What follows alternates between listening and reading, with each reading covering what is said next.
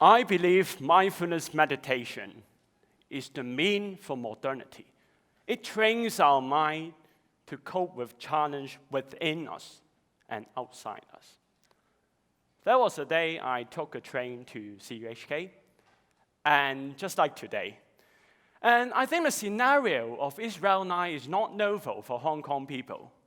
Crowdiness of the train, foreign language speaking incessantly, all factors that easily drive people irritated, isn't it?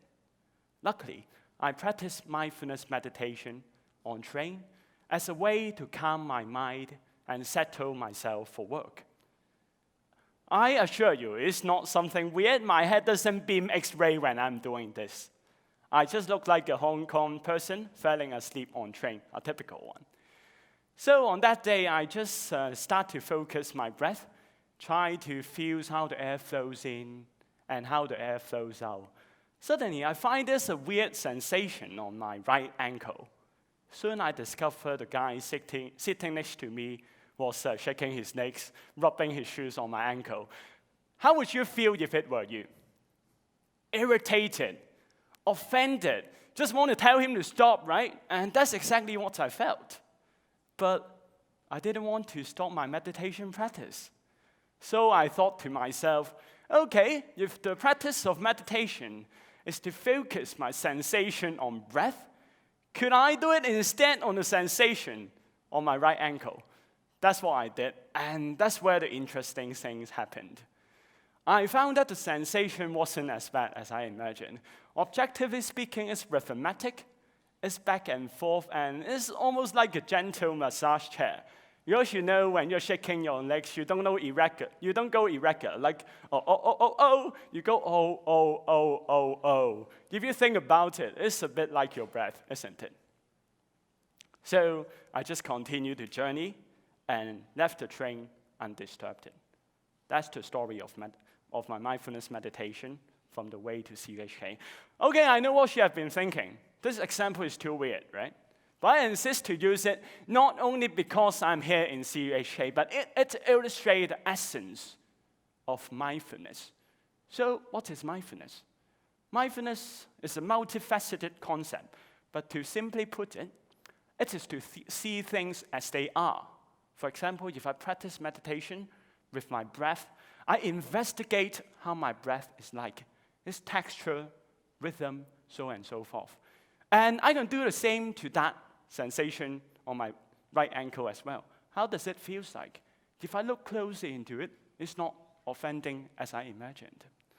Mindfulness meditation mainly carries three components, which is attention, awareness, and perspective shift. And I would go through them one by one. First off, attention.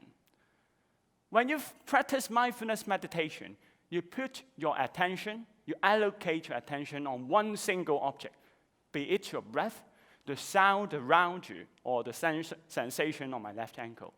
Distractions will come. Probably you will think about different things. Probably you will feel uncomfortable. But you keep directing your attention back to your breath. And that's an essential ability. Because if you think about it, sometimes you need to stay focused on task, and you need to bring the mind repeatedly back to what you intend to focus on. That's why scientific research studies have found that mindfulness meditation boosts concentration and productivity. And the second part, awareness. With mindfulness meditation, you will be able to describe your inner journey of what is happening. For example, I noticed how I first felt when that sensation is coming, and how my transition as I take in different perspective. It trains you to observe your thoughts, and that's the reason why mindfulness meditation boosts creativity, boosts insight, and help people to be more innovative at their work. Third off, probably the most important one is perspective shift. It allows you to see things differently. Using the ankle incident again, if I look at the social perspective, of course I feel righteously offended. After all, it's a not very polite act, right? But if I look at the physical aspect of it, where is the offense located when I look closely into that sensation? Couldn't find, right? It's actually It's actually quite comfortable, to be frank. So, with these three components, mindfulness allows you to train your mind to adapt to a more modern environment.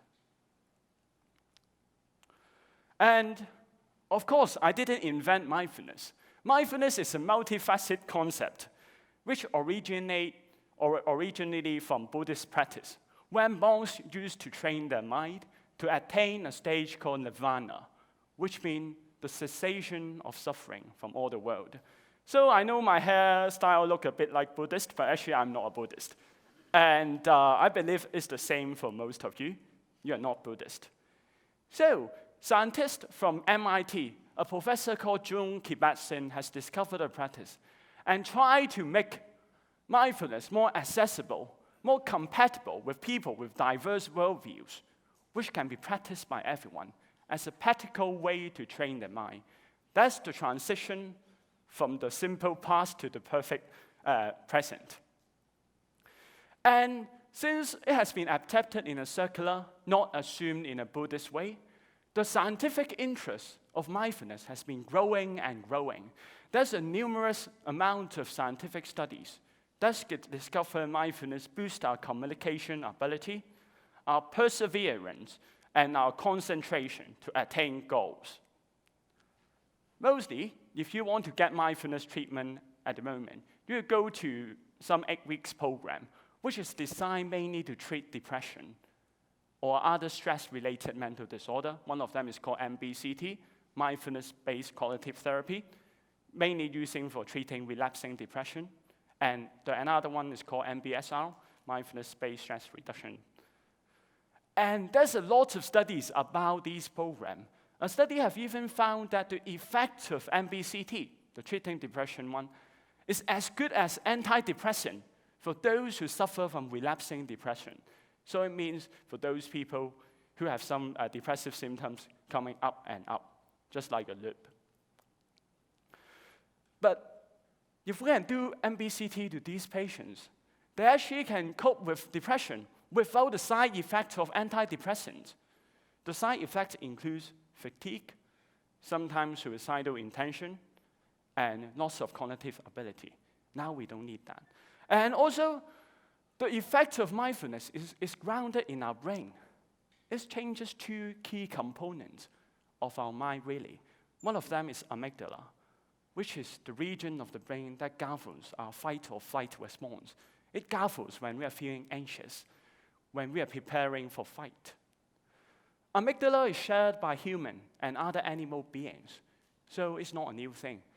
You see, animal, when you try to mess with them, they get irritated. Also for us sometimes as well, and that's where the amygdala got activated. But humans are quite different from other animals, right?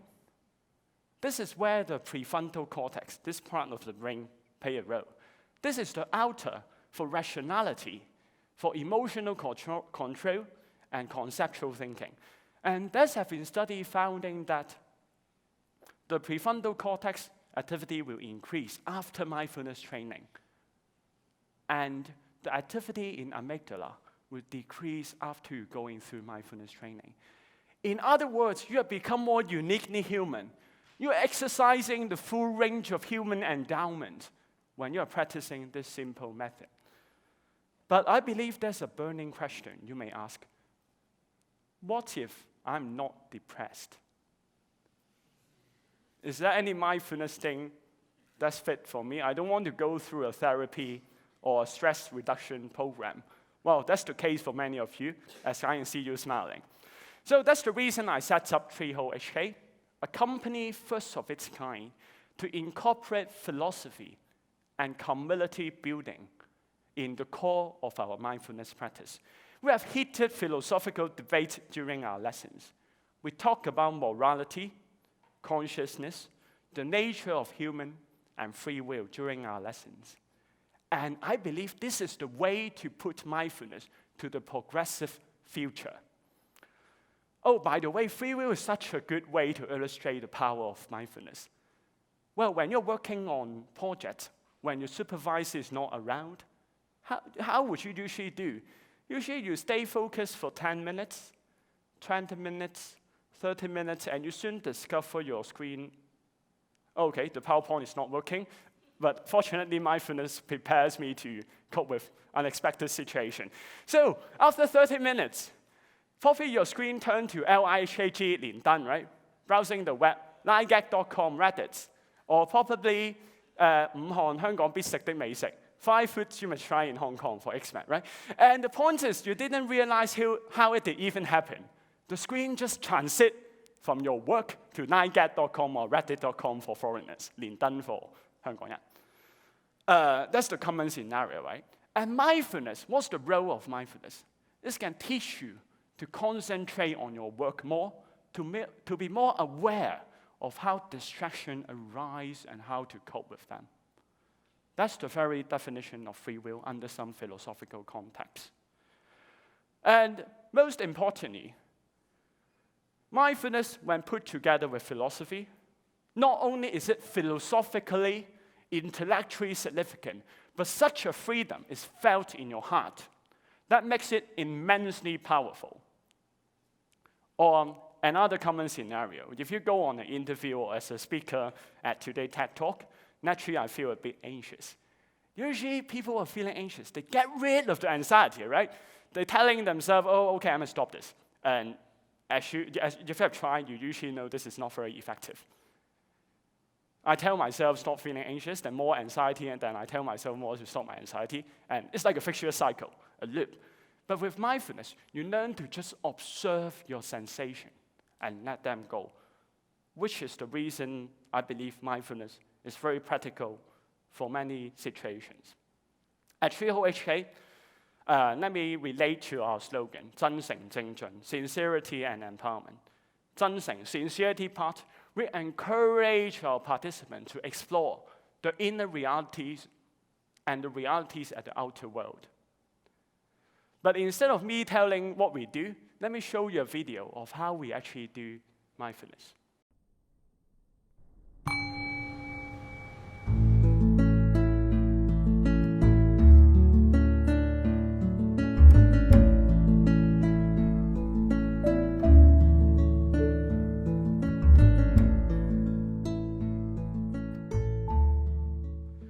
Nothing like a therapy room, right? We go on hikes, we have heated philosophical debates, we intellectually stimulate each other, and most importantly, we build friendship. So that's we call sincerity. And second off, 精進, empowerment. We have been asking mindfulness, can you do more for the society?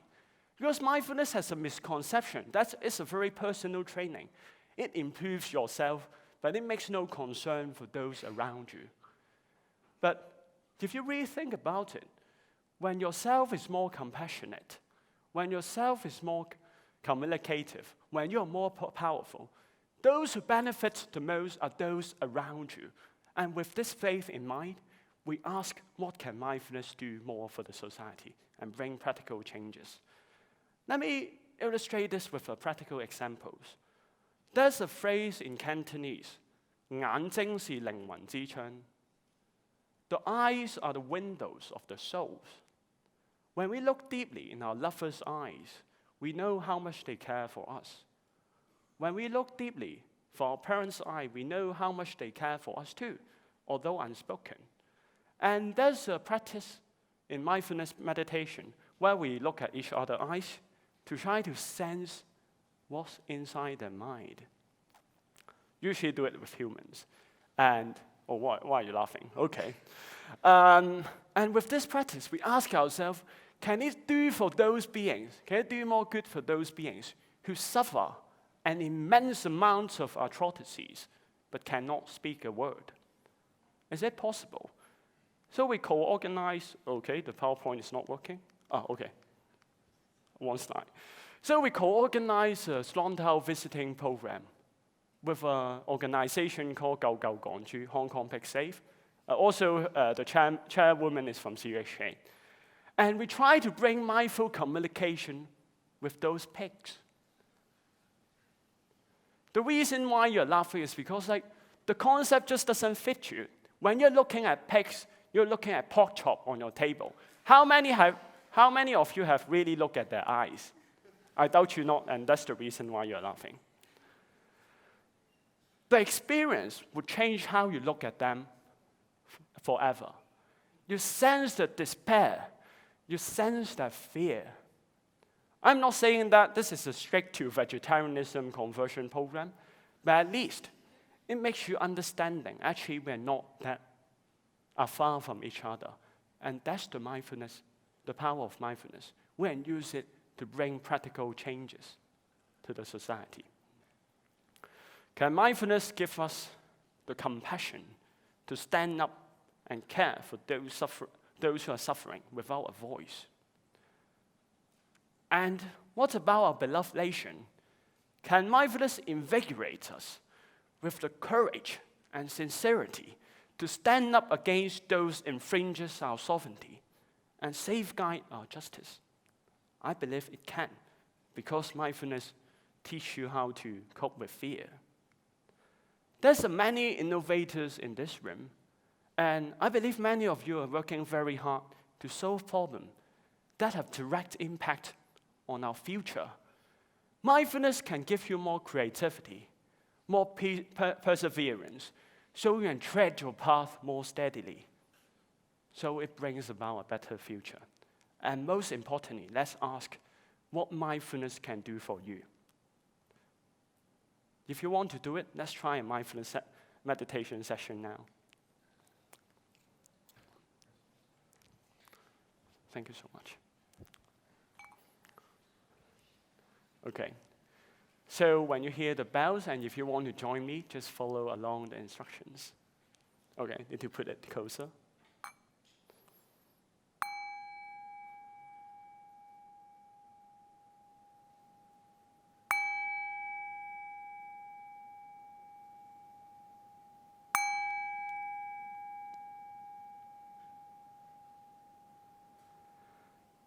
So mindfulness is a daily activity, so no special preparation is required. Simply try to straighten your back a bit to find the position, the balance,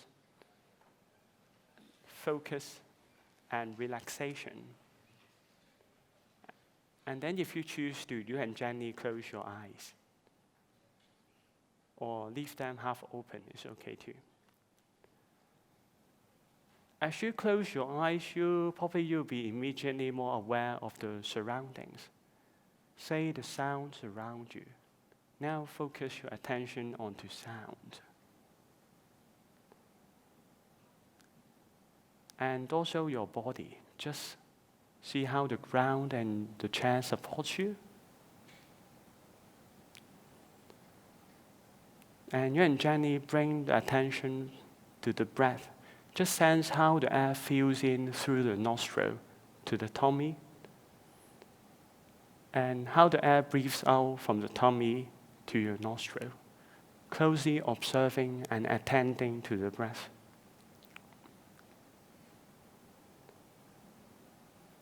Distractions will come. Probably you're thinking, what is this for? Well, I'm going to eat after this. This is part of the exercise. Just observe them and bring your attention back to the breath. And as this repeated process goes on, your ability to focus your mind back to the intended object would be stronger and stronger. But for now, you can set free of your mind. Just let it think if it wants to think. And focus back to the present, the sound, the sensation, and as you hear the bell again, just notice how you feel after this session.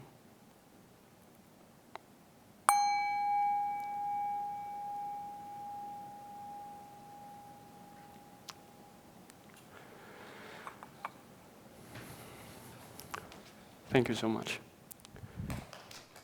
Boy, not the end, sorry. So now here you go.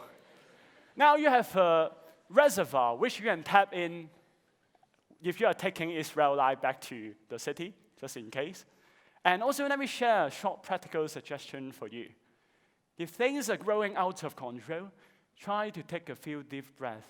Notice the sensation. and ask yourself what I can change and what are the inevitables, so that you tap into the power of the modernity training of the mind, which can best be summarized as a serenity prayer. Lord, would you grant me the courage to change what I can and should be, the serenity to accept the inevitables, and most importantly, the wisdom to tell apart the two. Thank you very much.